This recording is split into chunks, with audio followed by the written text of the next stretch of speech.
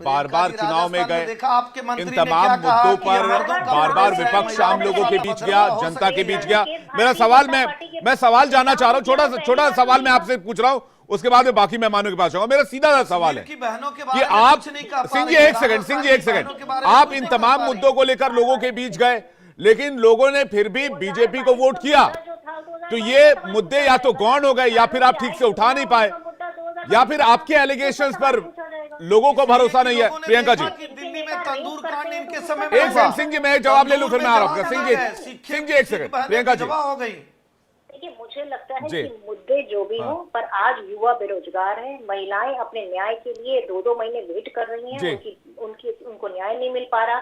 आज भी महिलाओं को अपने अपने जो सपने हैं उससे संन्यास लेना पड़ रहा है। जो हमारे महिला खिलाड़ी, उनकी बात कर रही हूँ, न्याय मिल किसको रहा है, जरा ये बताइए। इसीलिए भारतीय जनता पार्टी को चुनौती देने के लिए कांग्रेस पार्टी भारत जोड़ो न्याय यात्रा चला रही है, जो लगातार इनके लिए अब नहीं तो 14 तारीख तक सीट शेयरिंग का फॉर्मूला फाइनल हो जाएगा। अखिलेश जी कह रहे हैं कि 14 तारीख तक फाइनल कर दीजिए, उसके बाद यात्रा का मतलब रहेगा। चैनल के माध्यम से आ जाएगा, परंतु मुझे लगता है कि भारतीय जनता पार्टी को भी बताना चाहिए कि उनका संयोजक कौन होगा, उनके गठबंधन में कितनी सीटें किसको मिल रही है। इस बात का फैसला तो इनको भी करना पड़ेगा ना जी। हम ये भी तो जानना चाहेंगे। जोशी जी, कितनी सीटें आप कांग्रेस को मान, एक सिंह जी मैं आ रहा हूं, मैं फाइनल आंसर के लिए आपके पास आऊंगा। जोशी जी, कितनी सीटें आप कांग्रेस को मानकर चल रहे हैं?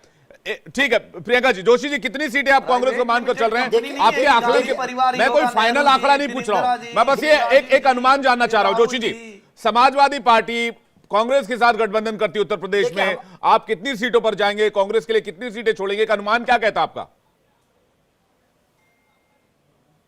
देखिए, हमारे नेता माननीय अखिलेश यादव जी ने स्पष्ट कर दिया है कि हम सबका सम्मान का ख्याल रखेंगे, और हमारे नेता माननीय अखिलेश यादव जी बड़े दिल के व्यक्ति हैं। उन्होंने बसपा से जब समझौता करा तो बड़ा दिल दिखाया, कांग्रेस से करा तो बड़ा दिल दिखाया।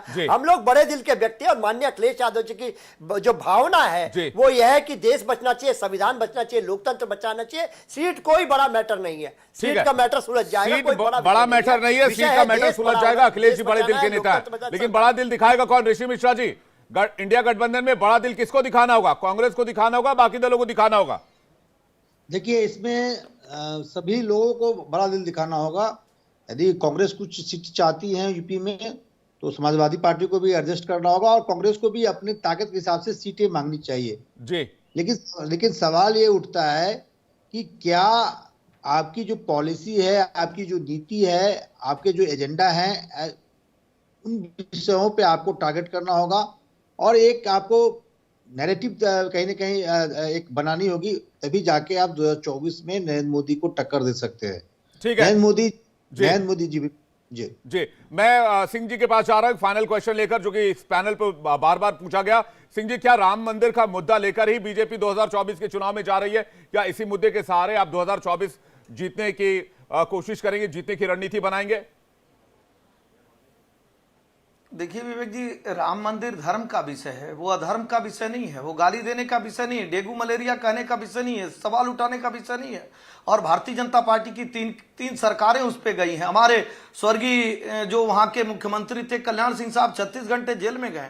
22 भारतीय जनता पार्टी के नेताओं पे मुकदमा हुआ है। भारतीय जनता पार्टी के नेताओं से विधानसभा से लेकर लोकसभा तक पूछा जाता था तारीख कब बताएंगे, मंदिर कब बनाएंगे, और जब कभी आंदोलन की बात होती थी, जो कोई भी वहां पे रहता था, हालांकि वो बच्चा राम का जन्मभूमि के काम का, लेकिन कहा जाता था वो भारतीय जनता पार्टी के लोग होंगे। तो निश्चित तौर पे भारतीय जनता पार्टी उसको धर्म से जोड़कर चलती है। और आदरणीय आपसे सवाल पूछा गया, भारतीय जनता पार्टी मंदिर कब बनाएंगे, तारीख कब बताएंगे, तो आप इसको लेकर चुनावी पिच पर जाएंगे, इसमें कोई दो राय नहीं है। और आपका ये सवाल मुझे लगता है कि बाकी जो लोग बैठे उनको ये जवाब क्लियर हो गया होगा। प्रियंका जी बहुत बहुत शुक्रिया, एस सिंह जी बहुत बहुत शुक्रिया, जोशी जी बहुत बहुत धन्यवाद, और ऋषि जी बहुत बहुत धन्यवाद इस डिबेट में शामिल होने के लिए। इंडिया गठबंधन के अंदर इस वक्त क्या चल रहा है, ये इस वक्त का सबसे बड़ा सवाल है, और सबसे अहम मुद्दा ये कि सीट शेयरिंग को लेकर फाइनल बातचीत कब होगी और ये फॉर्मूला निकलेगा कैसे, ये इस वक्त सबसे बड़ी चुनौती इस गठबंधन के लिए। इस पर हमारी नजर रहेगी, एक एक अपडेट आप तक पहुंचाएंगे। वक्त ब्रेक का है, फौरन लौट रहे हैं, बने रहिए हमारे साथ।